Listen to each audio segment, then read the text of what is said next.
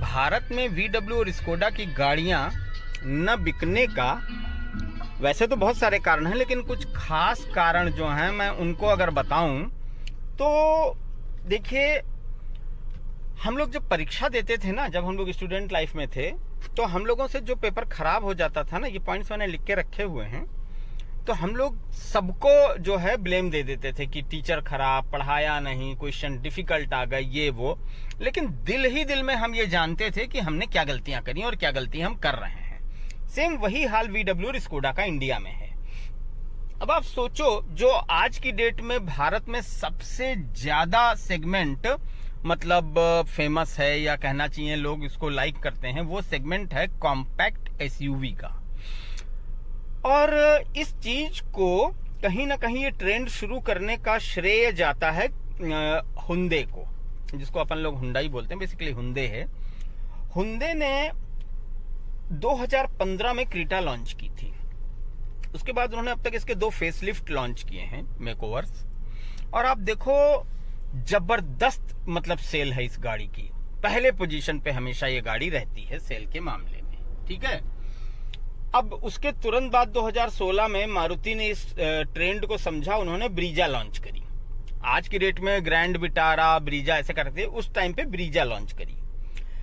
टाटा ने भी इस ट्रेंड को समझा और 2017 में, ध्यान दीजिएगा जो साल मैं बोल रहा हूं, 2017 में टाटा ने नेक्सॉन लॉन्च करी। अच्छी सेल है।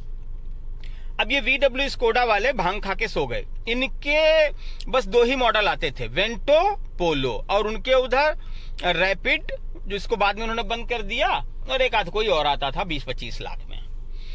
फिर क्या हुआ कि VW वालों ने होंडा अमेज को देखा, जो कि सिटी से थोड़ा छोटी थी, तो उस ट्रेंड को फॉलो करते हुए VW ने लॉन्च की एमियो। वेंटो और पोलो दोनों की सेल खा गई, एमियो बंद करी इन्होंने। होते करते आप ये सोचो, क्रीटा से 7 साल के बाद VW और स्कोडा ने 2022 में जो है कुशाक और ताइगुन लॉन्च करी। अब ये लुक में अगर देखा जाए ना, तो क्रीटा का लुक जो है वो ज्यादा बोल्ड, ज्यादा मैचो है, रोड प्रेजेंस उसकी दबंग है, जबकि ताइगुन और कुशाक का वैसा कोई मैचो दबंग वाला स्टाइल नहीं है। ये चीज जो आदमी इतने पैसे खर्च कर रहा, अब आप देखो ना, अगर आप इसका मिड वेरिएंट लो तो भी आपको करीब 17-18 लाख का पड़ता है, कुशाक या ताइगुन किसी का भी, और उसमें ऐसा टुइया पुटुइया लुक। तो कहीं ना कहीं वो जो बॉडी लाइन है, जो फीचर्स हैं, वो भी इम्पैक्ट देते हैं।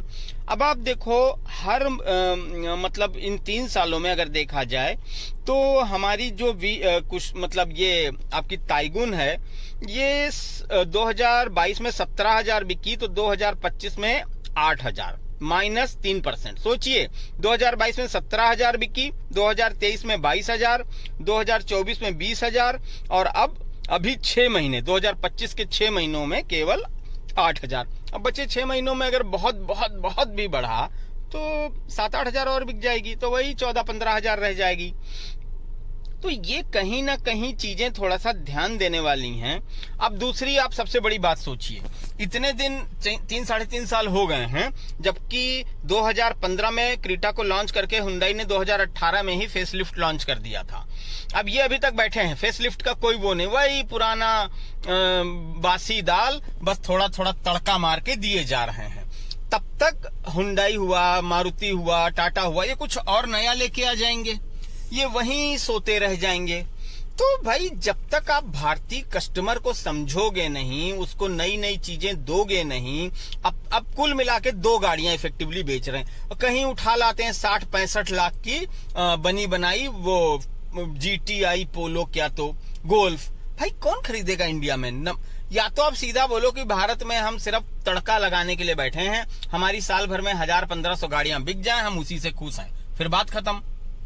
मुझे समझ नहीं आता, इन कंपनियों ने जिन बंदों को मोटी मोटी तनख्वाह देके मार्केटिंग में, ब्रांड वैल्यू बनाने में, लॉजिस्टिक चेन डेवलप करने में, सेल्स बढ़ाने में, इन सब में रखा हुआ है, वो कर क्या रहे हैं? खाना खा के सो रहे हैं क्या?